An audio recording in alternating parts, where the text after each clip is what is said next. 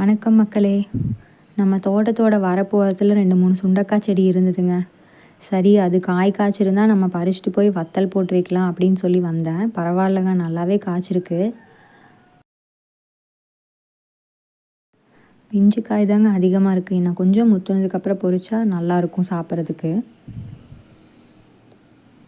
நம்ம என்ன தான் கடையில் காய்கறி வாங்கி சமைச்சு சாப்பிட்டாலும் இந்த மாதிரி நம்மளே அறுவடை பண்ணி சாப்பிட்றதுனா அது ஒரு தனி சந்தோஷந்தாங்க.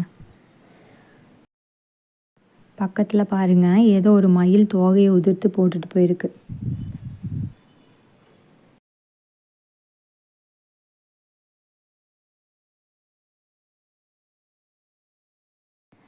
இந்த காய் யாராவது பார்த்துருக்கீங்களான்னு சொல்லுங்கள். இது பார்க்குற அத்திப்பழம் மாதிரியே இருக்குல்ல. ஆனால் இது நீங்கள் நினைக்கிற மாதிரி சாப்பிட்ற அத்தி கிடையாதுங்க. இதுதான் காட்டு அத்தி. இதை ஒரு சில இடங்களில் பேய் அத்தின்னு கூட சொல்லுவாங்க. ஆனால் பாருங்கள், என்னதான் இந்த காய்க்கு விஷத்தன்மை இருந்தாலும் இதை உடைச்சோன்னா பால் வருது இல்லையா, அதில் நிறைய மருத்துவ குணம் இருக்கிறதால நம்ம தோலில் ஏற்படக்கூடிய ஒரு சில வீக்கம் மாதிரியான பிரச்சனைகளுக்கு இதை மருந்தாக பயன்படுத்துகிறாங்க.